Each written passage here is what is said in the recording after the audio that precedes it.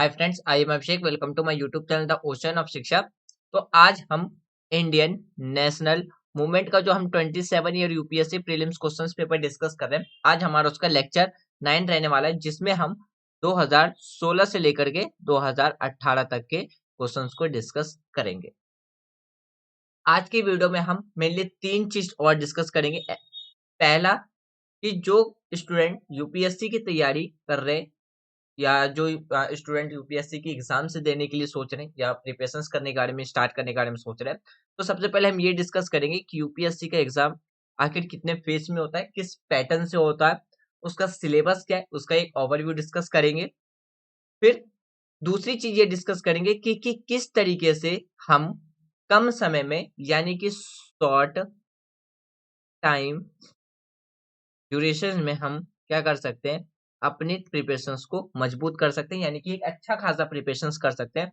यानी कि एक लेंदी सिलेबस, यानी कि अगर हम बात करते हैं कि यूपीएससी का सिलेबस जो है वो हमें पता है कि सभी कॉम्पिटिटिव एग्जाम में से अगर जो सबसे ज्यादा लेंदी सिलेबस है तो किसका है, यूपीएससी का। तो हम ये डिस्कस करेंगे कि कौन से ऐसे 4-5 सब्जेक्ट है जिसको हम सेलेक्ट करके कम टाइम में यूपीएससी की प्रीलिम्स की यानी कि यूपीएससी की तैयारी कर सकते हैं, और जिससे कि हम कम समय में भी अपना सिलेक्शन ले सकते हैं। यानी कि हम इसमें मेन सब्जेक्ट के कुछ सब्जेक्ट के बारे में भी डिस्कस करेंगे। इसके बेस पे ये जो हमने हमारा जो 27 year UPSC prelims question paper discussions चल रहा है, इसके बेस पे हम वो इम्पोर्टेंट सब्जेक्ट आइडेंटिफाई करके निकालेंगे, जिससे हमारा एक प्रीलिम्स की जो तैयारी है वो काफी ज्यादा अच्छे से हो सके, ताकि फिर हम मेंस के लिए हमें ज्यादा टाइम मिले और हम मेंस के लिए भी अच्छी तैयारी कर सके। तो ये जो हमारा वीडियो पैटर्न है वो किस तरीके से चलता है, सबसे पहले मैं आपको वो बता देता हूँ। एक उसकी छोटी सी इन्फॉर्मेशन मैं आपको दे देता हूँ।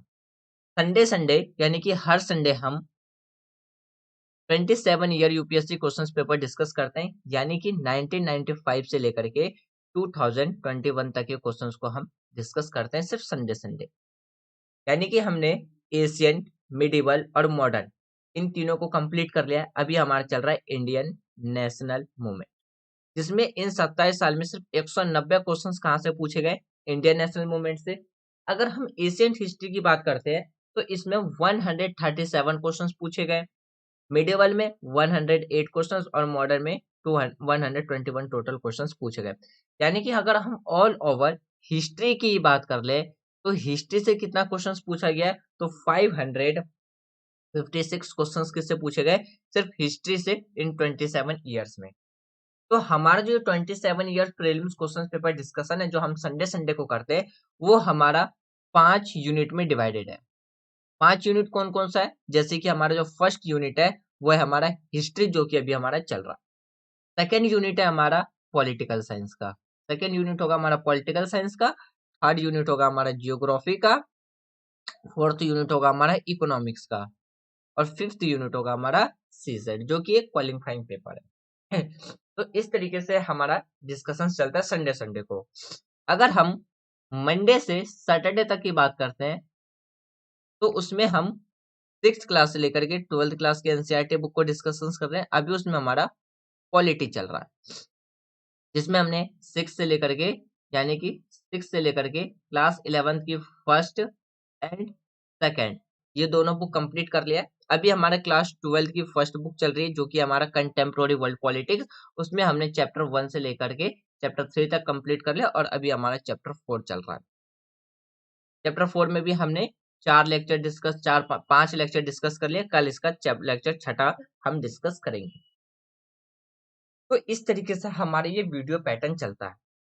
आज की वीडियो स्टार्ट करने से पहले, यानी कि आज की वीडियो में हम 2016 से लेकर के जो 2018 तक के जो एमसीक्यू क्वेश्चंस प्रैक्टिस करेंगे, जो कि यूपीएससी ने प्रीलिम्स में ऑलरेडी पूछ रखे हैं। ऑलरेडी प्रीलिम्स में क्या कर रखा है, पूछा हुआ।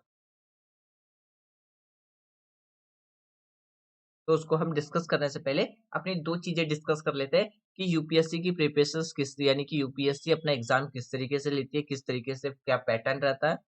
फिर दूसरा, वो सेलेक्टिव सब्जेक्ट्स को भी हम आइडेंटिफाई करेंगे, जिससे हम कम समय में यानी कि शॉर्ट टाइम ड्यूरेशंस में भी हम क्या कर सकते हैं, अपने प्रीलिम्स की प्रिपरेशन अच्छे तरीके से कर सकते हैं। यदि हम सबसे पहले यूपीएससी के एग्जाम के पैटर्न को समझने की कोशिश करें तो ये 3 स्टेजेस में डिवाइड रहता है। यानी कि आपका जो यूपीएससी एग्जाम है वो कितने स्टेज में रहता है? 3। पहला जो स्टेज रहता है वो आपका रहता है प्रीलिम्स, यानी कि प्रीलिम्स आपका पहला ही स्टेज रहता है। जब आप प्रीलिम्स क्लियर करते हैं तब आप सेकंड स्टेज पे जाते हैं, यानी कि जो आपका पहला स्टेज है प्रीलिम्स का, जब आप प्रीलिम्स पास आउट करते हैं यानी कि जब प्रीलिम्स आपका क्वालिफाई होता है तब आप किस में एंटर करते हैं? स्टेज सेकंड में। स्टेज सेकंड जो है वो आपका होता है मेंस का। जब आप मेंस क्वालिफाई कर लेते हैं, मेंस में जिसमें आपके पास ऐसे का paper, GS1, GS2, GS3, GS4, 2 paper language के और 2 पेपर आपके ऑप्शनल के होते हैं। जब आप मेंस क्वालिफाई करते हैं तब आप इंटर करते हैं किसमें? स्टेज थर्ड में, जो कि एक फाइनल स्टेज होता है, जो कि आपका होता है इंटरव्यू का। किसका होता है? वो आपका इंटरव्यू का। जब आप इंटरव्यू भी क्वालिफाई कर लेते हैं तब जाकर के आपका कोई सिलेक्शंस यूपीएससी में, यानी कि तब आप यूपीएससी क्लियर करते हैं और तब आपको आपके रैंक के अकॉर्डिंग आपको क्या मिलती है? पोस्ट मिलती है, जिसमें आप आईएएस, आईपीएस, आईआरएस, ऐसे ऑफिसर, आईएफएस, तो आप ऑफिसर्स आपका सिलेक्शंस आपके रैंक के अकॉर्डिंग होता है। अगर हम जीएस यानी कि प्रीलिम्स की बात करते हैं तो प्रीलिम्स आपका 2 पार्ट में डिवाइडेड रहता है। यानी कि जब हम स्टेज 1 जो कि हमारा प्रीलिम्स है, प्रीलिम्स की बात करते हैं, इसमें आपका 2 पेपर होता है। एक होता है जीएस यानी कि जनरल स्टडी और दूसरा होता है आपका सीसेट। जनरल स्टडी ये भी आपको 200 मार्क्स का रहता है, यानी कि इसको हम पेपर 1 बोलते हैं और इसको बोलते हैं हम पेपर 2। इस जनरल स्टडी आपका 200 मार्क्स का होता है और आपका जो सीसेट है वो भी 200 मार्क्स का होता है। जीएस का जो पेपर होता है यानी कि जो आपका पेपर 1 होता है उसके लिए आपको क्या होता है? कट ऑफ लिस्ट में आना होता है। और जो आपका सी सेट है जो कि 200 मार्क्स का होता है, ये सिर्फ क्वालिफाइंग होता है, यानी कि इसमें मात्र आपको 33% मार्क्स चाहिए होते हैं। यदि आप जनरल कैटेगरी से, तो यदि आप 115 से लेकर के टू 120 का मार्क्स का टारगेट लेकर के चलते हैं कि आपको जीएस जनरल स्टडी में एटलीस्ट 115 से लेकर के 120 तक के अगर मार्क्स आप स्कोर कर पा रहे हैं, तो यानी कि आप ये समझिए कि प्रीलिम्स के कट ऑफ लिस्ट में आप क्या है? एक सेफ जोन में। यानी कि आपका प्रीलिम्स क्लियर होना 100%, 199% आपका कंफर्म है। क्यों? क्योंकि अभी तक अगर हम यूपीएससी का हिस्ट्री की उठा करके बात कर ले तो अभी तक 120 से ऊपर टारगेट जो कट ऑफ लिस्ट है वो नहीं गया है। तो यदि आप प्रीलिम्स की तैयारी कर रहे हैं, आप अपना टारगेट हमेशा 150 से, या तो आप 120 से लेकर के 130 तक के मार्क्स को लेकर के चल सकते हैं। यदि आप इतना स्कोर कर पा रहे तो आप किसके? सेफ जोन में। उसके बाद अगर हम बात करते हैं सीसेट के बारे में, ये सिर्फ एक क्वालिफाइंग नेचर का होता है, यानी कि इसमें मात्र आपको 200 मार्क्स में से मात्र 33% चाहिए, यानी कि अगर आप 66% से ज्यादा चाहिए तब आप यानी कि प्रीलिम्स यानी कि जो पहला स्टेज है वो आप क्लियर कर सकते हैं। उसके बाद अगर हम मेंस के अकॉर्डिंग बात करते हैं तो मेंस में आपके कौन कौन से जो पेपर होते हैं वो कौन कौन से होते हैं? पहला होता है आपका ऐसे का, ये होते हैं आपके 250 मार्क्स के। फिर उसके बाद हम बात करते हैं जनरल स्टडी, जिसमें आके यानी कि जनरल स्टडी 1, 2, 3, 4, यानी कि अगर आप जनरल स्टडी की बात करते हैं तो जनरल स्टडी के 4 पेपर होते हैं टोटल। फिर लैंग्वेज जो कि कंपलसरी है, उसमें आपका एक इंडियन लैंग्वेज क्वालिफाइंग होता है और आपको एक इंग्लिश कंपलसरी देखने को मिलेगा। यानी कि इंडियन लैंग्वेज ओनली जो क्वालिफाइंग है, इसमें आप जो हमारे 22 लैंग्वेजेस है उनमें से आप किसी भी एक लैंग्वेज को चुन सकते हैं एग्जाम देने के लिए लैंग्वेज के पेपर में, और इंग्लिश आपको कंपलसरी देखने को मिलेगा। तो ये भी क्या है? इसमें भी आपको क्वालिफाइंग चाहिए, यानी कि मात्र 33% चाहिए होता है ये पास करने के लिए। फिर जीएस स्टडी की बात करते हैं, ये सारे पेपर कितने मार्क्स के होते हैं? 250 मार्क्स के। फिर अगर हम जनरल स्टडी की बात करते हैं, ये भी 250 मार्क्स का होता है, यानी कि हर एक जनरल स्टडी का पेपर आपका क्या होगा? 250 मार्क्स का होगा। अगर आप GS1 की बात करें, ये 250 मार्क्स का होगा। GS2 की बात करते हैं, ये भी आपका 250 मार्क्स का होगा। GS3 की बात कर ले, ये भी आपका 250 मार्क्स का होगा। और GS4 जिसे हम एथिक्स का भी पेपर कहते हैं, वो भी आपका 250 मार्क्स का होगा। उसके बाद आता है आपका ऑप्शनल। ऑप्शनल में 2 पेपर होंगे, पेपर 1 और पेपर 2। इन दोनों को टोटल किया जाए तो ये होगा आपका 500 मार्क्स का। यानी कि आपका ऑप्शनल का एक पेपर होता है कितने नंबर का? 250 नंबर का। उसके बाद जब हमारा मेंस भी क्लियर हो जाता है, जब आप मेंस भी क्वालिफाई करोगे, तब आपका जो थर्ड स्टेज आएगा वो आएगा इंटरव्यू का, जो कि आता है 275 मार्क्स का। ये आपको यूपीएससी के ऑफिस में ही जाकर के देना होता है। तो जब आपका यूपीएससी, जब आप इंटरव्यू भी क्वालिफाई कर लेते हैं, तब आप पास आउट हो जाते हैं यूपीएससी के लिए। तब आप जाते हैं लवासना ट्रेनिंग के लिए, जो कि आपकी 22 महीने मंथ की ट्रेनिंग होती है। तब इसके बाद आपको पोस्टिंग दी जाती है। अब हम बात करते हैं प्रीलिम्स में क्या क्या पूछे जाते हैं। ये तो अभी तक हमने डिस्कस किया था कि यूपीएससी का पैटर्न क्या है, किस तरीके से यूपीएससी अपना एग्जाम कंडक्ट कराती है, किस तरीके से एक किन किन स्टेज को पार करके एक कैंडिडेट यूपीएससी से में को यूपीएससी एग्जाम को क्रैक करके अब एक क्वालिफाई लिस्ट में आता है, यानी कि वो अपने पसंदीदा जॉब्स यानी कि सर्विसेज की बात करते हैं, आईएएस आईपीएस के वो रैंक पे जाकर के काम करता है, जो कि आज के टाइम पे मोस्ट ऑफ द यूथ का ड्रीम है कि वो यूपीएससी एग्जाम्स को क्या करे, क्रैक करे और एक अच्छे से पोस्ट पे यानी कि ऑल इंडिया लेवल के सर्विसेज पे जा करके बैठ करके वो अपने कंट्री को सर्व करे। सबसे पहले हम बात करते हैं जो स्टेज 1 है, यानी कि जो हमारा स्टेज 1 में जो प्रीलिम्स आता है उसके बारे में, यानी कि जो पहला पेपर है जीएस 1, उसके बारे में बात करते हैं। तो ये आपका कितने मार्क्स का होता है? अभी थोड़ी देर पहले हमने बात किया था 200 मार्क्स का होता है। इसमें आपको 2 घंटे मिलते हैं। यानी कि इसमें एक ओएमआर सीट रहता है, आपके पास क्वेश्चंस पेपर रहते हैं। तो क्वेश्चंस पेपर में जो क्वेश्चंस पूछे गए उसके अकॉर्डिंग आपको ओएमआर में ऑप्शंस को फिल करना होता है। इसमें आपको 2 घंटे मिलते हैं, यानी कि पेपर के लिए सिर्फ आपको 2 घंटे रहते हैं, जिसमें 100 क्वेश्चंस पूछे जाते हैं। यानी कि अगर आप 100 को 120 से डिवाइड कर दो तो आपको क्या मिलेगा? मिनिमम 90 सेकंड्स मिल सकते हैं किसके लिए? एक क्वेश्चन सॉल्व करने के लिए आप कैलकुलेशन में निकाल सकते हैं। यानी कि मिनिमम आपको 90 सेकंड में क्या करना है? एक क्वेश्चंस को सॉल्व करना है। अगर हम जीएस 1 की बात करते हैं, प्रीलिम्स का जो जीएस 1 का पेपर है उसके अकॉर्डिंग बात करें, उसमें क्या क्या पूछे जाते हैं? तो करंट इवेंट, नेशनल और इंटरनेशनल जो भी न्यूज है, यानी कि आप सीधा सीधी कह सकते हैं करंट अफेयर, जो कि मेंस के लिए भी काफी ज्यादा इंपॉर्टेंट होता है। उसके बाद हिस्ट्री, इंडिया, नेशनल और मूवमेंट, यानी कि हिस्ट्री ऑफ इंडिया और जो हमारे नेशनल मूवमेंट है, इंडियन नेशनल मूवमेंट, जिसके क्वेश्चंस पेपर को भी हम डिस्कस करेंगे थोड़ी देर पहले, तो वो भी प्रीलिम्स में पूछे जाते हैं। फिर पूछा जाता है इंडिया और वर्ल्ड की ज्योग्राफी, जिसमें आपका फिजिकल, सोशल और इकोनॉमिक शामिल है। फिर इंडियन ज्योग्राफी यानी कि इंडिया की ज्योग्राफी और वर्ल्ड की भी ज्योग्राफी पूछी जाती है।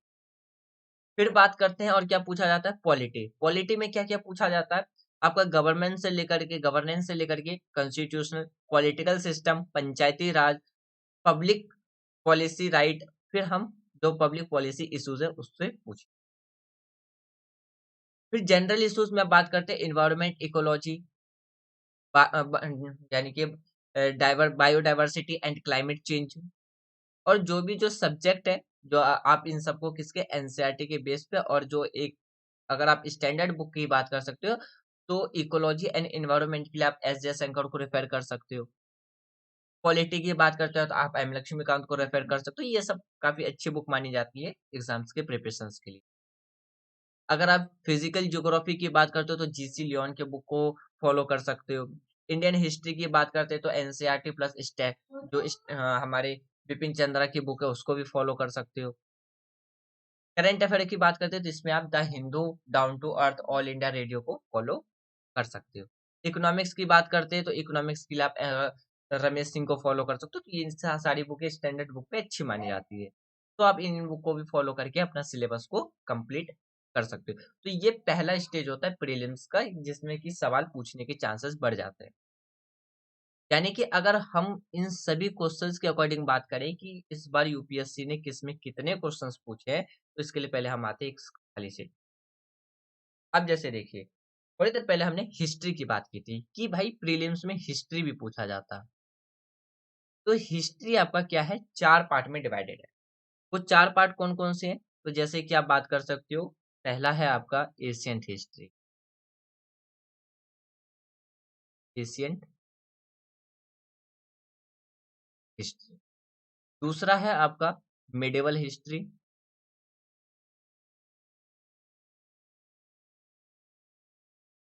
मिडिवल। तीसरा है आपका मॉडर्न हिस्ट्री।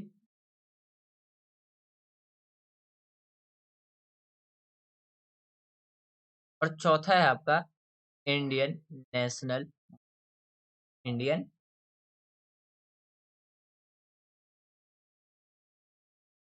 नेशनल। अगर हम इन 27 ईयर्स की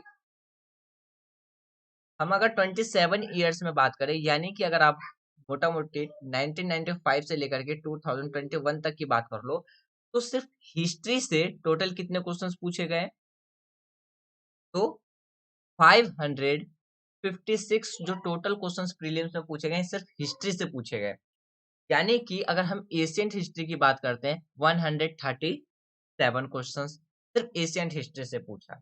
मेडिवल से कितना पूछा? 108। मॉडर्न हिस्ट्री से बात करते हैं तो इसमें पूछा 121। अगर हम इंडियन नेशनल मूवमेंट से बात करते हैं तो इससे सबसे ज्यादा क्वेश्चन पूछे, यानी कि 109। तो यदि आप क्वेश्चंस के सीक्वेंस को देखते हैं तो इससे आप ये आइडेंटिफाई कर सकते हैं कि आपके लिए सबसे पहले कवर करना क्या जरूरी है। तो सबसे ज्यादा किससे पूछा? इंडियन नेशनल मूवमेंट से। तो आपका जैसे कि एक ये सब्जेक्ट इंपॉर्टेंट हो गया। दूसरा देखिए एशियंट हिस्ट्री आपके लिए सबसे ज्यादा इंपॉर्टेंट हो गया। फिर तीसरे पे आपका मॉडर्न और चौथे पे आपका ये मिडिवल हो गया। यानी कि आप हिस्ट्री को भी अगर आप सेलेक्ट करते हैं, हिस्ट्री आप क्या डाल सकते हैं? एक इंपॉर्टेंट सब्जेक्ट में प्रीलिम्स के लिए डाल सकते हैं। फिर अगर हम दूसरे सब्जेक्ट की बात करते हैं जो कि हमारा जियोग्राफी।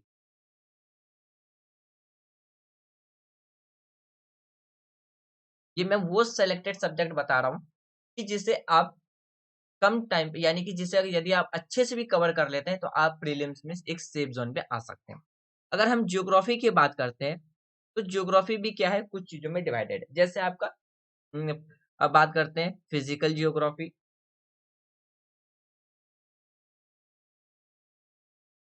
Physical geography. दूसरा है आपका वर्ल्ड पॉलिटिकल जियोग्राफी।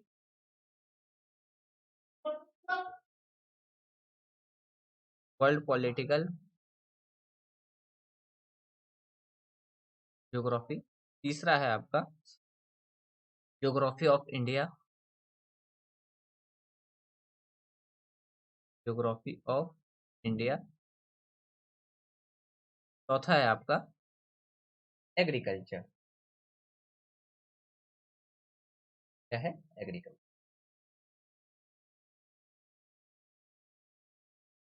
अब अगर हम सिर्फ जियोग्राफी की बात करते हैं तो इन 27 ईयर में यूपीएससी ने जियोग्राफी से कितने क्वेश्चंस पूछे?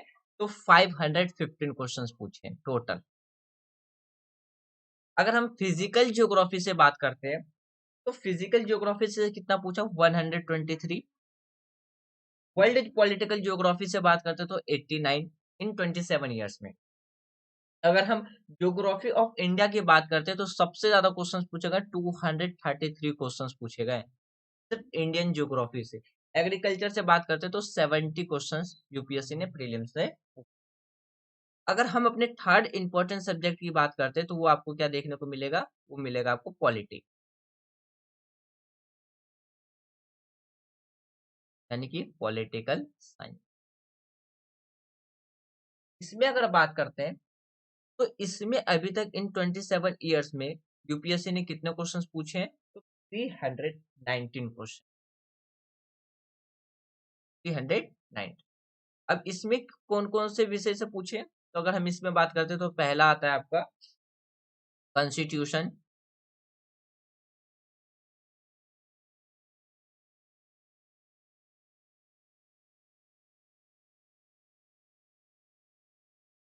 यानी कि constitution and political system and political. दूसरा सबसे ज्यादा इंपॉर्टेंट निकल के आता है, वो आपका आता है गवर्नमेंट एंड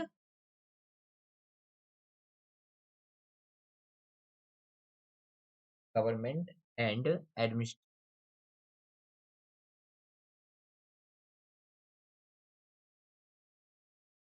एडमिनिस्ट्रेशन, इसमें आपका इंडिया एंड वर्ल्ड दोनों शामिल है, इंडिया एंड वर्ल्ड। अगर हम थर्ड बात करते हैं तो इसमें आपका Panchayati Raj and public policy, Panchayati Raj and public policy.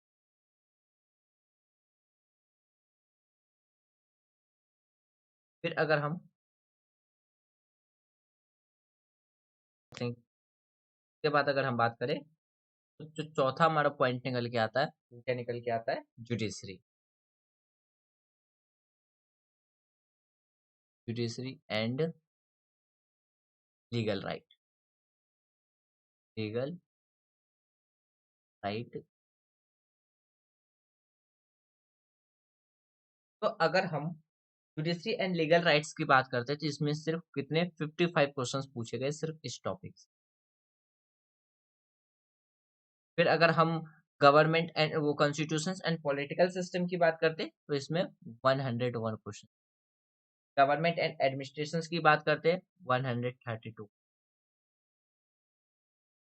के बाद अगर हम पंचायती राज और पब्लिक पॉलिसी से बात करते हैं 31 क्वेश्चन पूछे गए, यानी कि हर एक साल में अगर हम सिर्फ एवरेज निकालें तो एक क्वेश्चन कहाँ से निकल के आए, सिर्फ पंचायती राज और पब्लिक पॉलिसी से निकल करके आया है। फिर जुडिशरी एंड लीगल राइट्स में 53%, सॉरी 55 ना, तो 55। अगर हम अपना एक और अगर सब्जेक्ट मेन सब्जेक्ट टॉपिक निकालते हैं वो हमारा निकल के आता है कौन सा, इकोनॉमिक्स। क्या निकल के आता है, इकोनॉमिक्स।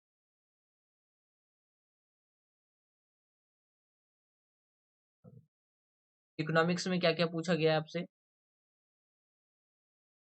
अगर हम इकोनॉमिक्स की बात करते हैं तो इसमें है स्ट्रक्चर ऑफ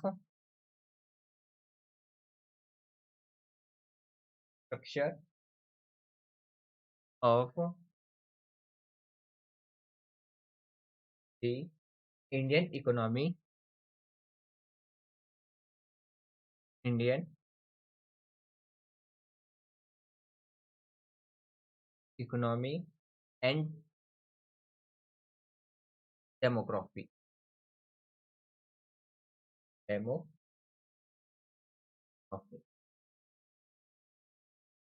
दूसरा property,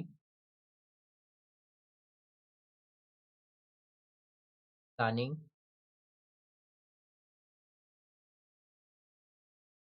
finance and economy.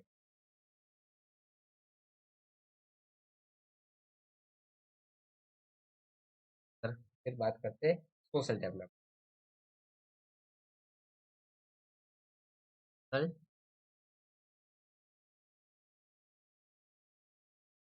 Development. फिर थर्ड है हमारा एग्रीकल्चर इंटरनेशनल,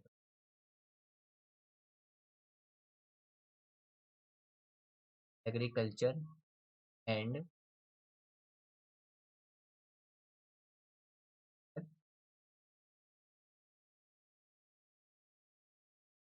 फोर्थ की बात करते हैं, फोर्थ इंडियन इंडस्ट्रीज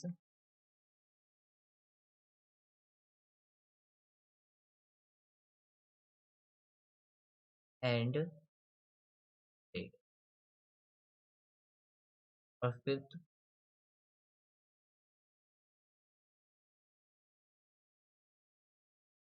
टेरिटरी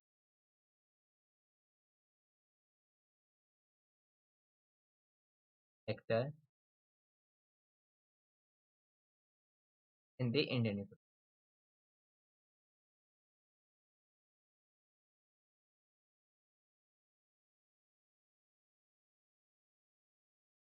तो इन 5 सेक्टर यानी कि इन 5 एरिया से यूपीएससी ने सिर्फ इकोनॉमिक्स में क्वेश्चंस पूछे। और सिर्फ अगर हम इकोनॉमिक्स का ओवरऑल देखें कि टोटल कितने क्वेश्चंस पूछे हैं तो 385 क्वेश्चंस प्रीलिम्स में यूपीएससी ने सिर्फ इकोनॉमिक्स एरिया से पूछा। अगर हम structure of Indian economic and demography की बात करते हैं तो इसमें से 103 क्वेश्चंस पूछे हैं, टोटल 103। अगर हम probability planning finance and economic social development की बात करते हैं तो इसमें 136 क्वेश्चंस पूछे। नेशनल एंड यानी कि एग्रीकल्चर एंड नेशनल इकोनॉमिक की बात करते हैं तो इससे 31 क्वेश्चंस पूछे। फिर इंडियन इंस्टीट्यूट एंड ट्रेड के बारे में बात करें तो इसमें से 57 क्वेश्चंस पूछे। The territory sector in Indian economy की बात करते हैं तो इसमें से 58 क्वेश्चंस पूछे। यानी कि हम सिर्फ अगर इन 4 सब्जेक्ट का कंक्लूजन निकालते हैं, यानी कि आप हिस्ट्री, ज्योग्राफी, इकोनॉमिक्स और पॉलिटिकल, ये 4 सब्जेक्ट पे अगर यदि आप अच्छे से पकड़ बनाते हैं तो आप प्रीलिम्स के कहीं ना कहीं एक सेफ जोन में आप देख अपने आप को पाएंगे। क्यों? क्योंकि सबसे ज्यादा जो क्वेश्चंस पूछे गए वो इन्हीं एरिया से पूछे गए।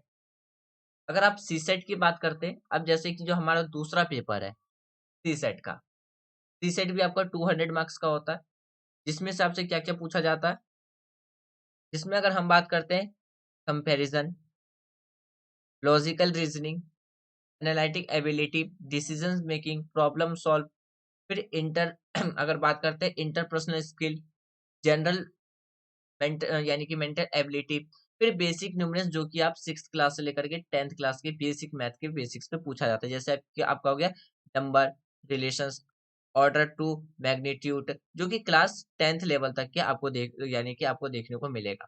फिर डाटा इंटरप्रिटेशन, फिर चार्ट्स, ग्राफ, टेबल्स, डाटा सफरेंसी, ये सब 10th लेवल तक के आपको देखने को मिलेगा।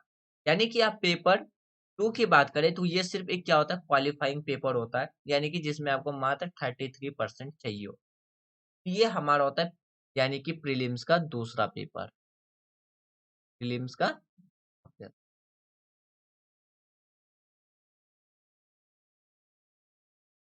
प्रीलिम्स का ये सेकंड पेपर जो कि मात्र क्वालिफाइंग होता है। अब बात करते हैं हम मेंस के बारे में। अगर मेंस की बात करते हैं, ऐसे राइटिंग आपको किसी भी टॉपिक पे दिया जा सकता है, वो आपका 250 मार्क्स का होता है। अगर हम बात करते हैं किस बारे में, मेंस में जो कि आपका जीएस होता है, अगर हम जीएस 1 की बात करते हैं तो जीएस 1 में आपसे पूछा जाता है आर्ट एंड कल्चर। इसके लिए आप जो बुक फॉलो कर सकते हैं वो किसकी बुक फॉलो कर सकते हैं, आर्ट एंड कल्चर के लिए आप नितिन सिंघानिया की बुक को फॉलो कर सकते हैं। History of India and world के लिए आप एनसीईआरटी और जो भी स्टैंडर्ड बुक है, जैसे कि अगर आप मॉडर्न हिस्ट्री की बात कर लो तो बिपिन चंद्रा, तो इन सब बुक को फॉलो कर सकते हैं। ज्योग्राफी ऑफ नेल, अगर geography of India and world की बात करते हैं, जो भी ज्योग्राफी का सेक्शंस है आप एनसीईआरटी, अगर आपका एनसीईआरटी अच्छे से कवर है तो आपको एक्स्ट्रा स्टैंडर्ड में कुछ ही बुक्स पढ़ने को जरूरत पड़ेगी। फिर इंडियन सोसाइटी, ये था हमारा जीएस 1 का। अगर हम जीएस 2 की बात करते हैं तो उसमें आपका constitution, specially fundamental right, legal right, fundamental duties, Panchayati Raj system, फिर आपका पॉलिटी, गवर्नेंस, सोशल जस्टिस और इंटरनेशनल रिलेशंस। यानी कि आप क्लास 12th की जो फर्स्ट बुक है कंटेम्प्रोरी वर्ल्ड पॉलिटिक्स और ग्लोबल पॉलिटिक्स को इसमें आप फॉलो कर सकते हैं इंटरनेशनल रिलेशंस के लिए। और इसमें आप जो भी इंटरनेशनल अफेयर से रिलेटेड जो भी न्यूज है आप उसको भी फॉलो कर सकते हैं। जीएस 3 की बात करते हैं जिसमें आपसे पूछा जाता है Indian economic, agriculture and food, फिर एनवायरनमेंट एंड बायोडाइवर्सिटी। एनवायरनमेंट के लिए आप एस यानी कि अगर बात करते हैं एस शंकर की बुक को आप फॉलो कर सकते हैं। फिर साइंस एंड टेक्नोलॉजी के लिए आप क्लास यानी कि आप करंट अफेयर के बेस पे भी देख सकते हैं। फिर इंटरनल सिक्योरिटी, ये सारी चीजें पूछी जाती हैं किसमें, जीएस 3 में। जीएस 4 की बात करते हैं जो कि आपका एथिक्स का होता है, इसमें ethics, human values, normal thinkers, emotional intelligence, aptitude, attitude, ये सारे एथिक्स एंड गवर्नेंस, ये सारी चीजें जीएस 4 में पूछी जाती है। फिर आपका ऑप्शनल के अकॉर्डिंग आपका ऑप्शनल होता है और लैंग्वेज का सारा सिलेबस सेम रहता है। तो इस तरीके से हम क्या कर सकते हैं, यूपीएससी एग्जाम्स के प्रिपरेशंस की तैयारी कर सकते हैं, जो जैसे कि मैंने आपको बताया था किस तरीके से एक सेलेक्टेड सब्जेक्ट को चुन करके आप प्रीलिम्स को कम समय में एक प्रीलिम्स की अच्छी खासी तैयारी कर सकते हैं। तो मुझे उम्मीद है कि इस डिस्कशन से आपको ये आइडिया लग गया होगा कि जो हमारा 27 years UPSC prelims question paper discussion चल रहा है, जो हम संडे संडे को करते हैं, वो कितना ज्यादा इंपॉर्टेंट है। अब सवाल ये आता है कि हम अपनी प्रिपरेशन किस तरीके से स्टार्ट करें। अगर आपको अपनी प्रिपरेशंस स्टार्ट करनी है, यानी कि यूपीएससी की प्रिपरेशंस की जर्नी यदि आपको स्टार्ट करनी है, तो उसके लिए आप सबसे पहले क्या कीजिए, सबसे पहले आप सिलेबस उठाइए। सिलेबस एनालाइज करने के बाद आप अपने फिर आप मिनिमम 10 इयर्स की प्रीवियस ईयर क्वेश्चंस पेपर को देखिए। उसके बाद आप अपना स्टैंडर्ड मिलाइए कि आप किस लेवल पे एग्जिस्ट कर रहे हैं। यदि आप बेसिक से स्टार्ट करना चाहते हैं तो आप सबसे पहले क्लास 6 से लेकर के क्लास 12 तक का, जैसे कि जियोग्राफी, पॉलिटी, हिस्ट्री और मीन और आप 9 से लेकर के 12 तक की आप इकोनॉमिक्स को कंप्लीट कीजिए। उसके बाद आप जैसे ही आपका एनसीईआरटी कंप्लीट हो जाए, आप साथ-साथ में उसके बाद आप आंसर राइटिंग स्टार्ट कर सकते हैं। क्यों? क्योंकि आपका जैसे ही आप एनसीईआरटी कवर करेंगे, आपका बेसिक जो होगा डेवलप वो अच्छे से हो जाए। फिर उसके बाद आप स्टैंडर्ड बुक को धीरे-धीरे कवर करना शुरू कर सकते हैं। तो इस तरीके से आप यूपीएससी की तैयारी आप स्टार्ट अपना कर सकते हैं। तो इसी चीज़ को आइडेंटिफ़ाई करने के लिए कि कौन-सा मेन सब्जेक्ट है और कौन-सा एरिया से सबसे ज़्यादा क्वेश्चंस पूछे जाते हैं, उसको आइडेंटिफ़ाई करने के लिए हम क्या कर रहे हैं, हर Sunday Sunday 27 year UPSC prelims question को डिस्कस करते हैं। तो अब हम स्टार्ट करते हैं अपना आज का डिस्कशन, जिसमें हम 2016 से लेकर के 2018 तक के क्वेश्चंस को डिस्कस करेंगे। नेक्स्ट संडे हम 2019 से लेकर के 2021 तक का क्वेश्चंस को डिस्कस करेंगे। यानी कि अगले संडे हमारा इंडियन नेशनल मूवमेंट का जो सीरीज है, यानी कि जो यूनिट 1 है, वो हमारा पूरा कंप्लीट हो जाएगा। उसके अगले संडे से, यानी कि सेकंड संडे से क्या होगा, हम अपना पॉलिटी स्टार्ट करेंगे, जो कि हमारा यूनिट 2 होगा। तो चलिए करते हैं अपना आज का डिस्कशन। आज का डिस्कशन स्टार्ट करने से पहले आज जो भी क्वेश्चन स्क्रीन पे होगा, आप उसको एज अ टेस्ट की तरह सॉल्व करें। यानी कि पहले आप उसका आंसर कमेंट बॉक्स में लिखें, या आपके पास अगर एक सीट है जहाँ पे आप बैठ के स्टडी कर रहे हैं, तो उसमें पहले उसका आंसर लिखें, आपके अकॉर्डिंग क्या आंसर हो सकता है। उसके बाद आप करेक्ट आंसर देखें, इससे आपको ये पता चलेगा कि आपकी जो स्टडी है, प्रिपरेशन है, वो किस तरीके से किस डायरेक्शन में जा रही है। तो आज का जो पहला सवाल है वो 2016 में पूछा गया है। क्वेश्चन ये है कि जो स्वदेशी और बॉयकॉट को जो स्ट्रगल को जो मेथड को जो अडॉप्ट किया गया था फर्स्ट टाइम, वो आपको बताना है किस ड्यूरेशंस में अडॉप्ट किया गया था। यानी कि किस इवेंट के बाद स्वदेशी एंड बॉयकॉट मेथड को अडॉप्ट किया गया था, जो कि हमारे लिए पहली बार, यानी कि फर्स्ट टाइम उसको अपनाया गया था। पहला है बंगाल विभाजन के खिलाफ, दूसरा है होम रूल आंदोलन यानी कि होम रूल मूवमेंट के अगेंस्ट में, तीसरा है असहयोग यानी कि नॉन कोऑपरेट मूवमेंट, थर्ड है फोर्थ है आपके पास कि साइमन कमीशन जब भारत में आया था, यानी कि visit on Simon commission to India. तो इसका जो करेक्ट आंसर है वो आपको बताना है कि इसका जो राइट आंसर है वो क्या होगा। अगर हम इसके राइट आंसर की बात करते हैं तो वो है ऑप्शन ए, यानी कि बंगाल विभाजन के खिलाफ। यानी कि बंगाल विभाजन के खिलाफ जो आंदोलन चलाया गया था, उसी में ये कहा गया था कि स्वदेशी को अडॉप्ट करना है और जो भी बाहर की जो प्रोडक्ट है उसका बॉयकॉट करना है। बंगाल विभाजन के समय ब्रिटिश सरकार ने के निर्णय को दिसंबर 1903 में सार्वजनिक, यानी कि क्या कर दिया गया था, उसको पब्लिक कर दिया गया था। फिर स्वदेशी और बहिष्कार आंदोलन जो इंडियन लोगों के द्वारा ही चलाया गया था ब्रिटिश शासन के विरोध में। तब शुरू हुआ था जब ब्रिटिश अधिकारियों ने बंगाल प्रांत को क्या किया था, बंगाली, हिंदी और उड़िया भाषाओं के और मुस्लिम और हिंदू धर्मों के द्वारा क्या है, इसे विभाजित कर दिया गया था। भारतीयों ने ब्रिटिश उत्पादकों का बहिष्कार किया था और केवल जो इंडिया के अंदर जो वस्तुएं बनाई गई थी उसको अपनाने का, उसको उपयोग करने की बात रखी गई थी। उसके बाद अगर बात करते हैं स्वदेशी और जो बॉयकॉट स्टार्ट हुआ था वो किसके अगेंस्ट में था, तो पार्टीशन ऑफ बंगाल के अगेंस्ट में था। और जो बंगाल का पार्टीशन है वो कब किया गया था, 1905 में। तो इसका जो करेक्ट आंसर वो मिलेगा आपको, option A is correct answer. अब बात करते हैं अगले क्वेश्चन से। यानी कि ये जो क्वेश्चन है ये 2017 में पूछा गया। 2016 में यूपीएससी ने मात्र एक ही क्वेश्चन पूछा था इंडियन नेशनल मूवमेंट से। इसमें आपको ये बताना है कि आपके पास यहाँ पे 3 पर्सन्स के नाम दिए गए, यानी कि निम्नलिखित में से कौन ब्रिटिश शासन के दौरान भारत में रैयतवाड़ी जो बंदोबस्त है उसकी शुरुआत से वो जुड़ा हुआ था, वो बताना है।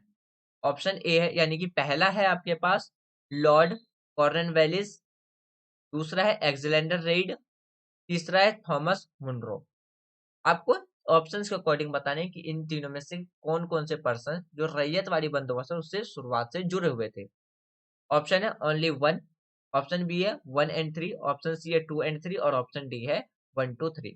अगर हम 2022 एग्जाम्स के पैटर्न के अकॉर्डिंग बात करें तो यूपीएससी ने इस सिस्टम को हटा करके क्या कर दिया था, यहाँ पे कितने करेक्ट पेयर है, यहाँ पे सेलेक्ट की जगह पे क्या था करेक्ट पेयर, करेक्ट पेयर लिख करके, और ऑप्शन का मेथड क्या कर दिया था, ऑप्शन ए था ओनली 1 पेयर, ऑप्शन बी था ओनली 2 पेयर,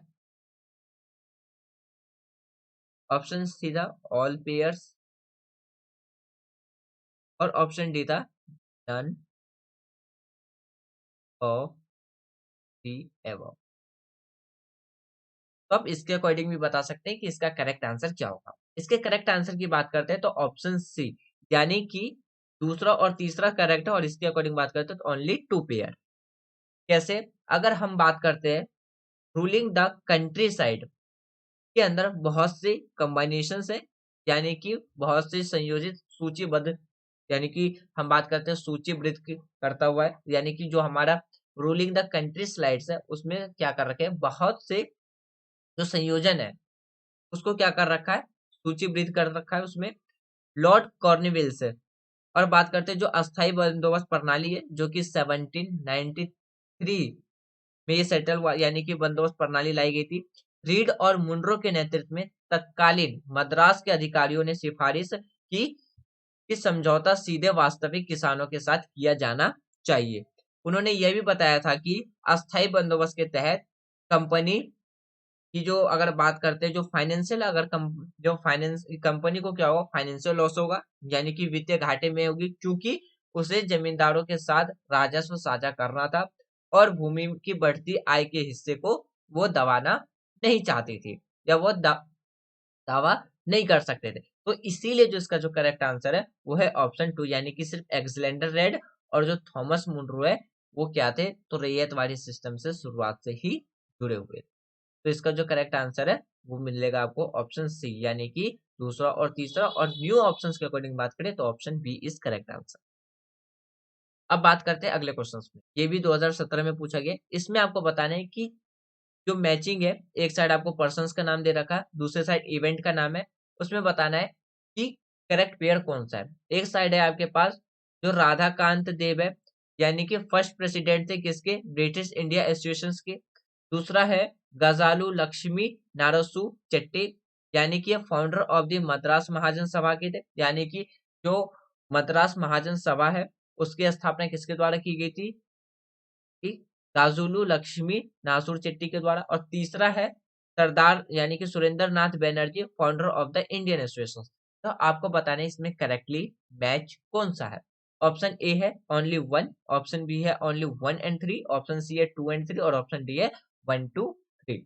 तो इसका जो करेक्ट आंसर मिलेगा वो मिलेगा आपको ऑप्शन ए, यानी कि मद्रास महासभा की बात करते हैं तो इसका सेटअप कब हुआ था, 1884 में, और किसके द्वारा अगर बात करते हैं तो इसकी जो स्थापना की गई थी वो किसके द्वारा की गई थी, पी विराग यानी कि विरागमचारी, पी सुब्रमण्यम अय्यर और पी आनंद चार्लू के द्वारा इनकी बात की गई थी। इसीलिए जो हमारा दूसरा पेयर है वो गलत है। अगर हम दूसरे पेयर की बात करते हैं, जो दूसरा पेयर हमारा गलत है, तो इससे क्या होता है ऑप्शन सी और ऑप्शन डी वो क्या हो जाएगा, एलिमिनेट हो जाएगा, जिसके वजह से अगर जो इसका जो करेक्ट आंसर मिलेगा वो मिलेगा ओनली ऑप्शन बी, यानी कि पहला और तीसरा ही स्टेटमेंट करेक्ट है।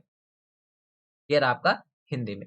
अगर बात करते हैं इंडियन एसोसिएशन, जो कि 19 इंडियन एसोसिएशन की स्थापना 1876 में सुरेंद्र नाथ बैनर्जी के द्वारा और आनंद मोहन बोस के द्वारा की गई थी, इसीलिए जो हमारा तीसरा स्टेटमेंट भी है तो वो क्या है, करेक्ट है। तो इसका जो राइट आंसर था वो था ऑप्शन सी, यानी कि पहला एंड तीसरा स्टेटमेंट करेक्ट है।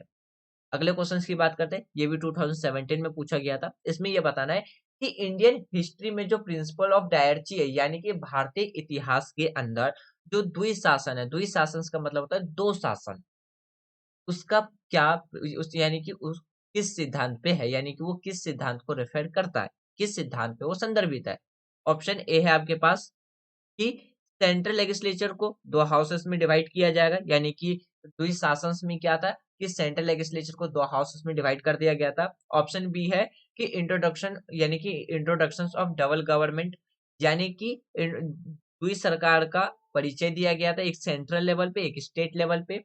तीसरा है having two seats of ruler, यानी कि शासकों को दो सीटें होना, जैसे कि एक लंदन में और दूसरा दिल्ली में।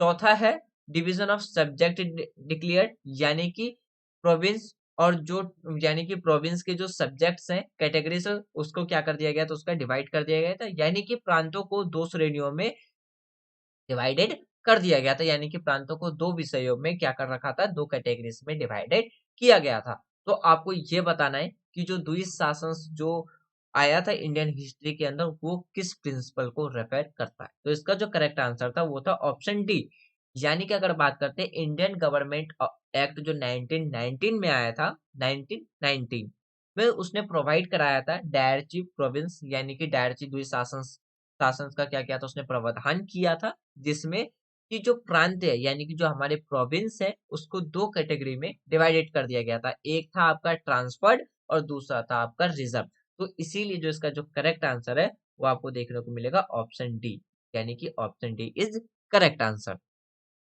नेक्स्ट क्वेश्चन की बात करते हैं, ये भी 2017 में पूछा गया था। इसमें एक साइड आपके पास इवेंट है, उसको मैं बताना है कि इस इवेंट को आपको क्रोनोलॉजी के अकॉर्डिंग लगाना है कि कौन सा इवेंट पहले हुआ था, यानी कि आपको इसको क्या करना है, असेंडिंग ऑर्डर में लगाना है कि पहले कौन सा इवेंट हुआ था, दूसरे पे कौन सा इवेंट हुआ था, तीसरे पे कौन सा इवेंट हुआ था। पहला है आपका कि रॉयल इंडियन नेवी में विद्रोह, यानी कि unity in royal Indian navy. दूसरा है क्विट इंडिया मूवमेंट लॉज। तीसरा है second round table conference. Option है 1 2, ऑप्शन ए है 1 2 3, ऑप्शन बी है 2 1 3, ऑप्शन सी है 3 2 1 और ऑप्शन डी है 3 1 2। तो आपको बताना है कि क्रोनोलॉजी के अकॉर्डिंग कौन सा करेक्ट ऑप्शन है। तो इसका जो राइट आंसर मिलेगा वो मिलेगा ऑप्शन सी, यानी कि 3 2 1। अगर हम सेकेंड राउंड टेबल कॉन्फ्रेंस की बात करते हैं तो ये सन 1931 में सितंबर से दिसंबर के बीच में हुआ था।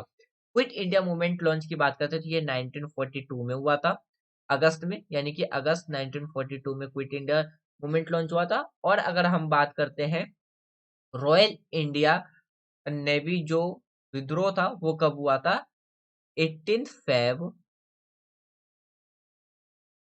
18 फरवरी 1946 को हुआ था। तो इसीलिए जो इसका जो करेक्ट आंसर है वो आपको मिलेगा ऑप्शन सी, यानी कि अगर हम इसकी बात करते हैं तो ये था 1946, ये था 1942, 1942 और ये था हमारा 1931।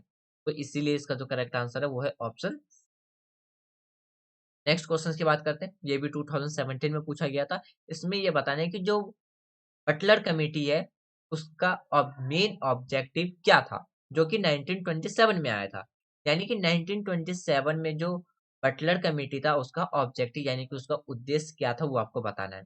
ऑप्शन ए है कि define the jurisdictions of the central and provincial government, यानी कि केंद्र और प्रांतीय सरकार के अधिकार क्षेत्र को परिभाषित करना। ऑप्शन बी है define the power of secretary of the state for India, यानी कि भारत के राज्य के सचिव की शक्तियों को परिभाषित करना। सी है impose censorship on national press, यानी कि राष्ट्रीय प्रेस पर सेंसरशिप लागू करना। और चौथा स्टेटमेंट है यानी कि improve the relations between central government of India and state Indian state. Hindi में बात करते हैं भारत सरकार और भारतीय राज्यों के बीच में संबंध में सुधार लाना। तो इसका जो करेक्ट आंसर मिलेगा आपको वो मिलेगा ऑप्शन डी, यानी कि 1927 के अंदर जो बटलर कमेटी आया था उसका मेन ऑब्जेक्टिव ये था कि गवर्नमेंट ऑफ इंडिया और इंडियन स्टेट के बीच में जो रिलेशन है उसको इम्प्रूव करना। तो इसीलिए जो इसका जो करेक्ट आंसर है वो है ऑप्शन डी। अगला क्वेश्चन की बात करते हैं, ये भी 2017 में ही पूछा गया था। इसमें यह बताना है कि जो ट्रेड डिस्ट्रीब्यूट एक्ट है 1929 में जो लाया गया था वो प्रोवाइड किस चीज को प्रोवाइडेड करता है, यानी कि 1929 में जो व्यापार विवाद अधिनियम के लिए जो प्रदान किया वो किस चीज के प्रदान के लिए किया गया था, लायक यानी कि किया गया था। ऑप्शन ए है the partitions of worker in the management of industry, यानी कि उद्योग के प्रबंधन में श्रमिकों यानी कि श्रमिकों की भागीदारी। ऑप्शन बी है identity power of management two wheel industries distribute, यानी कि उद्योग विवाद को दबाने के लिए प्रबंधन को मनमानी शक्तियां। ऑप्शन सी है an intervention by the British court in the event of the trade distribute, यानी कि व्यापार विवाद की स्थिति में ब्रिटिश न्यायालय द्वारा हस्तक्षेप। और ऑप्शन डी है a system of tribunals and ban on strikes, यानी कि न्यायाधिकरणों की एक प्रणाली और हड़तालों पर प्रतिबंध। तो आपको बताना है कि जो ट्रेड डिस्ट्रीब्यूट एक्ट 1928 में आया था वो किस चीज को प्रोवाइड करता है। तो इसका जो करेक्ट आंसर था वो था ऑप्शन डी, यानी कि a system of tribunals and ban on strike, यानी कि न्यायाधिकरणों की एक प्रणाली और हड़ताल को प्रतिबंध करना। अप्रैल 1929 में क्या है ट्रेड डिस्ट्रीब्यूट एक्ट इम्पोज किया गया था भारत के अंदर, जो एक सिस्टम था जो कि ट्राइब्यूनल और टायर्ड की जो स्ट्राइक है उसको बैन करना और undertake the object other than the furtherance of trade distribute of it design on the Congress government and foreign government and influential hardship on the community. इसीलिए जो हमारा जो ऑप्शन डी है वो क्या है करेक्ट आंसर है, यानी कि आप ये समझिए अप्रैल 1929 में व्यापार विवाद जो अधिनियम था उसने न्यायाधिकरणों की एक प्रणाली को लागू किया था और व्यापार विवाद को आगे बढ़ने से रोकने के अलावा इनके जो अन्य उद्देश्य थे वो क्या थे, सरकार को मजबूर करना और यह समुदाय पर कठिनाइयों को भड़काने के लिए किए गए हमलों पर प्रतिबंध लगाने की कोशिश की गई थी। तो इसीलिए जो इसका जो करेक्ट आंसर है वो है ऑप्शन डी। नेक्स्ट क्वेश्चन की बात करते हैं, इसमें आपके पास दो स्टेटमेंट है, दो स्टेटमेंट के अकॉर्डिंग बताने कि कौन सा स्टेटमेंट करेक्ट है। जहां पे आपसे करेक्ट और इनकरेक्ट वाला क्वेश्चन पूछा जाता है वहां पे आप एक थोड़ी देर के लिए आप क्वेश्चन सही से पढ़े कि वहां पे क्वेश्चन पूछ क्या रहा है, करेक्ट या इनकरेक्ट। तो क्योंकि एग्जाम हॉल में हमारे सर के ऊपर इतने प्रेशर्स रहते हैं जिसमें हम ये छोटे से क्वेश्चंस में स्किप कर देते हैं कि क्वेश्चन पूछ क्या रहा है, करेक्ट पूछ रहा है या इनकरेक्ट। पूछा जाता है करेक्ट लेकिन हम फ्लो फ्लो में हम यानी कि जब इनकरेक्ट पूछा जाता है तो फ्लो फ्लो में हम क्या करते हैं करेक्ट ऑप्शंस लगा करके आ जाता है, जिसकी वजह से आता हुआ भी ये क्वेश्चन हमारा क्या हो जाता है गलत हो जाता है। तो पहला स्टेटमेंट है कि फैक्ट्री एक्ट जो कि 1881 में पास हुआ था उसमें किसके साथ व्यू टू फिक्स, यानी कि अगर बात करते हैं श्रमिकों के वेतन और निर्धारित करने और श्रमिकों को ट्रेड यूनियन बनाने की अनुमति देने के उद्देश्य से पारित किया गया था। और दूसरा स्टेटमेंट है कि M N Lokhande British Bharat के श्रमिक आंदोलन को संगठित करने में क्या थे अग्रणी थे। तो इन दोनों स्टेटमेंट में से बताना है कि कौन सा स्टेटमेंट करेक्ट है। ऑप्शन ए है ओनली वन, ऑप्शन बी है ओनली टू, ऑप्शन सी है बोथ यानी कि वन एंड टू दोनों स्टेटमेंट हमारे सही है, और ऑप्शन डी है ना तो हमारे वन और ना ही दो, यानी कि दोनों में से कोई सा भी स्टेटमेंट सही नहीं है। तो इसका जो करेक्ट आंसर मिलेगा वो मिलेगा ऑप्शन बी, यानी कि सिर्फ हमारा दूसरा ही स्टेटमेंट करेक्ट है, पहला स्टेटमेंट हमारा इनकरेक्ट है। अगर हम लॉर्ड रिपन की बात करते हैं तो उसके उनके द्वारा फैक्ट्री एक्ट 1881 को इंट्रोड्यूस किया गया था, जिसमें इम्प्रूव यानी कि कंडीशन सर्व कंडीशंस को इम्प्रूव कर, जो कि फैक्ट्री के अंदर जितने भी वर्कर थे इंडिया के अंदर जो भी फैक्ट्री है उनमें जितने भी जो वर्कर हैं उनके सर्विस कंडीशंस को इम्प्रूव करने की बात रखी गई थी। और जो अपॉइंटमेंट ऑफ चिल्ड्रन यानी कि जो 7 साल से जो छोटे बच्चे हैं उनको फैक्ट्री के अंदर काम करने से उस पर बैन लगाने की बात रखी गई थी। और जो रिड्यूस है वर्किंग आवर्स जो है उसको रिड्यूस करना था। और बात करते हैं कि ये हर एक अगर बात जितनी भी जो डेंजरस मशीन्स है फैक्ट्री के अंदर उसमें प्रोबरली बात किया जाए तो बच्चों को कंपलसरी था कि उससे दूर रखना, यानी कि अब बात करते हैं जो हमारा जो फैक्ट्री एक्ट 1881 आया था उसमें जितनी भी जो डेंजर्स मशीन है फैक्ट्रीज के अंदर उसको क्या है प्रॉपरली क्या था उसको फैनिश करना और उसकी सिक्योरिटी को इंश्योर करना था। इसीलिए जो हमारा पहला स्टेटमेंट है वो गलत है। फिर बात करते हैं मुंबई में जो मिडिल क्लासेस थे उनमें क्या है उनके जो लेबर्स कंडीशंस थे उनको फेयरली और इम्प्रूव करना था। और जो हमारे एन एम लोखंडे थे उनके द्वारा स्टार्ट यानी कि जो वीकली अगर बात करते हैं दीना यानी कि starting weekly Dina Bandhu 1880 and even start starting of Mumbai mills hand association in 1890। इसीलिए जो हमारा दूसरा स्टेटमेंट है वो क्या है, करेक्ट है, और पहला स्टेटमेंट इनकरेक्ट है। यानी कि बात करते हैं कि बम्बई में जो श्रम की जो स्थिति में जो सुधार के लिए मध्य वर्ग को परोपकारी प्रयास एम.एन. लोखंडे के साथ थे, और 1980 के साप्ताहिक यानी कि दीनबंधु शुरू करने, और यहाँ तक कि 1890 में बॉम्बे मिल्स हैंड एसोसिएशन शुरू करने के साथ काफी पहले ही शुरू किए गए थे। इसलिए हमारा सेकंड स्टेटमेंट क्या है, तो करेक्ट है, और इसका जो राइट आंसर आपको देखने को मिलेगा वो मिलेगा option B is correct answer. Next question की बात करते हैं, ये 2018 का क्वेश्चन है। इसमें ये बताना है कि किसके द्वारा जो बायोग्राफी ऑफ क्या है, यानी कि मैजिनी, फिर गैरी बिल्ड्स, शिवाजी और श्री कृष्ण की जीवनी लिखी गई है। कुछ समय के लिए अमेरिका में रहे, और बात करते हैं सेंट्रल यानी कि सेंट्रल असेंबली के लिए भी ये चुने गए थे। वो कौन ऐसे व्यक्ति है? ऑप्शन ए है अरविंदो घोष, ऑप्शन बी है बिपिन चंद्र पाल, ऑप्शन सी है लाला लाजपत राय, और ऑप्शन डी है मोतीलाल नेहरू। तो इसका जो करेक्ट आंसर मिलेगा वो मिलेगा आपको ऑप्शन सी, यानी कि मोतीलाल, सॉरी, लाला लाजपत राय। अगर हम लाला लाजपत राय की बात करते हैं, लाला लाजपत राय एक क्या थे, विलुप्त लेखक थे, यानी कि प्रोफिलिक एक राइटर थे, और भारत की एक राष्ट्रवादी नेता भी थे। उन्होंने लोगों को देशभक्ति के उत्साह को प्रेरित करने के लिए मैगजीनी, गैरी बिल्ड्स, शिवाजी, दयानंद और श्री कृष्ण की जीवन लिखी थी।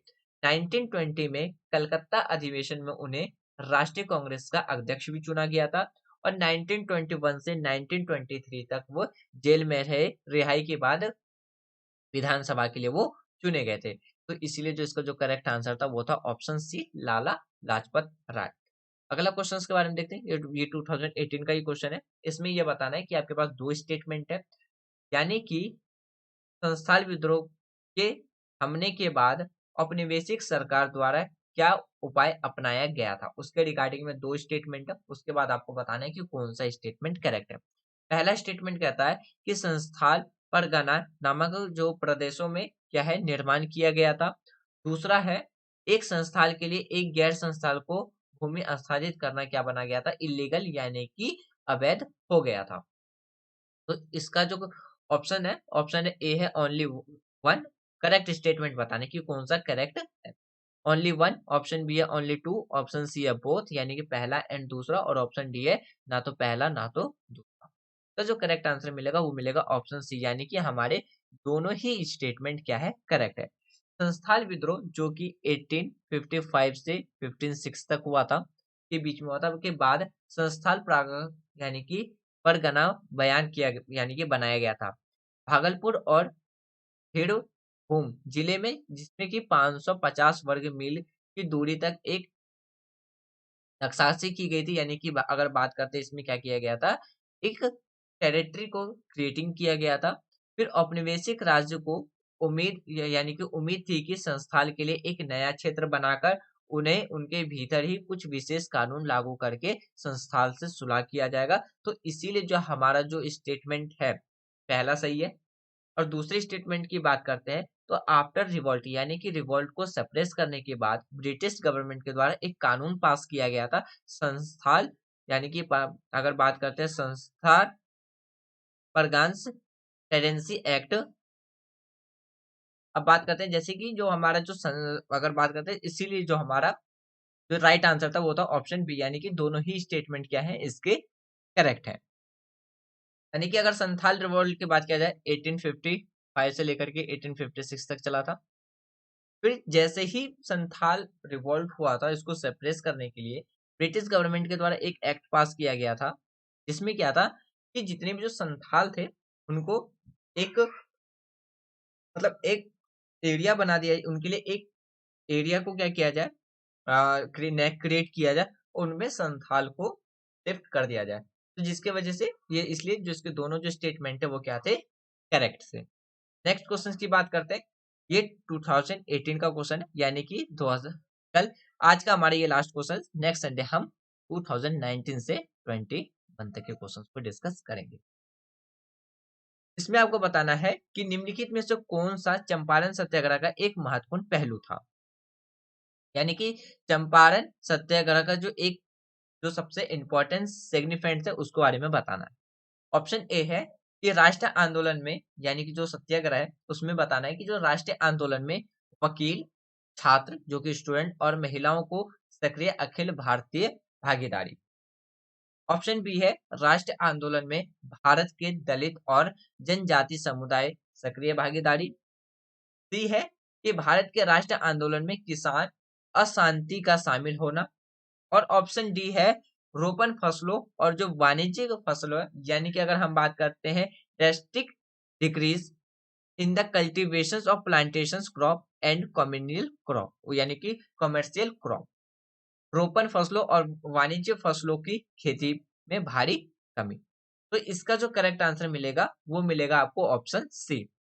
यानी कि अगर हम चंपारण सत्याग्रह की जो एक सबसे इंपॉर्टेंट सेग्निफिकेंट की बात करते हैं वो क्या था, तो joining of peasant unrest of to Indian national movement, यानी कि भारत के राष्ट्रीय आंदोलन में किसान अशांति का शामिल होना।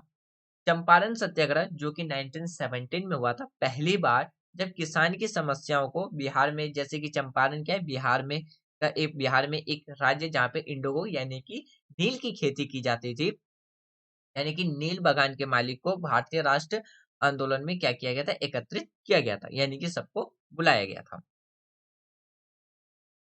तो इसीलिए जो इसका जो करेक्ट आंसर है वो है ऑप्शन सी। यानी कि 2018 का एक क्वेश्चन और देख लेते हैं। इसमें आपको ये बताना है 1920 में जो नाम चेंज किया गया था स्वराज सभा का, यानी कि 1920 में निम्नलिखित में से किसने अपना नाम बदल के स्वराज सभा कर दिया था। ऑप्शन ए है all India home rule league. Option B है हिंदू महासभा। ऑप्शन सी है साउथ इंडियन लाइव फेडरेशन। और ऑप्शन डी है the servant of Indian society. तो इसका जो करेक्ट आंसर मिलेगा वो मिलेगा आपको ऑप्शन ए, यानी कि all India home rule league. Home rule league के बार बार कहने पर गांधी जी ने होम रूल लीग की अध्यक्षता केवल 1920 में स्वीकार की और इसका नाम बदल करके स्वराज सभा कर दिया गया। जब तक हम इस पर आइए, यानी कि अगर हम बात करते हैं इसमें आइए गलत कथन के बारे में भी ज्ञान प्राप्त करते हैं, इसमें जो इनकरेक्ट स्टेटमेंट है उसके बारे में भी। जैसे कि अगर साउथ इंडियन जो लिबरल फेडरेशन है उसे सिर्फ अगर बात करते हैं जस्टिस पार्टी, जैसे कि आधिकारिक तौर पर 1916 में इसकी स्थापना के समय जाना जाता था। अगर फिर बात करते हैं ईवी रामास्वामी नारायण उर्फ, अगर हम बात करते हैं पेयर, अगर बात करते हैं उर्फ पेयर, इससे जुड़े हुए मुख्य व्यक्ति थे। फिर इसके आगे के पॉइंट्स की बात करते हैं कि the servant of Indian society जो कि फॉर्म किए गए थे पुणे महाराष्ट्र के अंदर, कब, तो 12 जून 1905 में, किसके द्वारा, गोपाल कृष्ण गोखले के द्वारा। और left the Deccan education society, यानी कि अगर बात करते हैं जिन्होंने एसोसिएशन को बनाने के लिए क्या है डेक्कन एजुकेशन सोसाइटी को छोड़ दिया था। हिंदू महासभा जो है वो मदन मोहन मालवीय के द्वारा फाउंडेड की गई थी, स्थापित किया गया था। एंड कुछ पंजाबी लीडर्स के द्वारा 1905 में जो हिंदू महासभा है उसको स्थापित किया गया था। तो फ्रेंड्स ये था हमारा आज का डिस्कशन, जिसमें हमने 2016 से लेकर के 2018 तक के क्वेश्चंस को डिस्कस किया। नेक्स्ट संडे हम 2019 से लेकर के 2021 तक के क्वेश्चंस को डिस्कस करेंगे। इसके बाद हमारा जो यूनिट फर्स्ट है वो कंप्लीट हो जाएगा, फिर हम यूनिट 2 स्टार्ट करेंगे जो कि हमारा होगा पॉलिटिकल साइंस का। आज के वीडियो में हमने क्या क्या डिस्कस किया, सबसे पहले ये देखा कि जो यूपीएससी का एग्जाम है वो किस तरीके से पैटर्न में होता है। फिर हमने प्रीलिम्स के बेस पे कुछ सब्जेक्ट को आइडेंटिफाई किया कि कौन कौन से सब्जेक्ट ज्यादा इंपॉर्टेंट है और किस सब्जेक्ट से कितने क्वेश्चंस पूछे गए। तो मुझे उम्मीद है कि आज जो भी हमने डिस्कस किया वो आपको प्रॉपरली समझ में आ गया होगा और आज का एमसीक्यू क्वेश्चंस आपके लिए काफी ज्यादा हेल्पफुल रहेगा। ये बात आपको पता चल गया होगा आज के डिस्कशन में, जो हमने एक ओवरव्यू पैटर्न्स देखा था, किस जो डिस्कशंस किस तरीके से स्टार्ट किया जाए यूपीएससी एग्जाम्स का क्या पैटर्न रहता है, उससे आपको ये आइडिया लग गया होगा कि हमारी जो संडे की जो एमसीक्यू क्वेश्चंस वीडियो सीरीज चल रही है वो कितना ज्यादा इंपॉर्टेंट है हमारी प्रिपरेशन।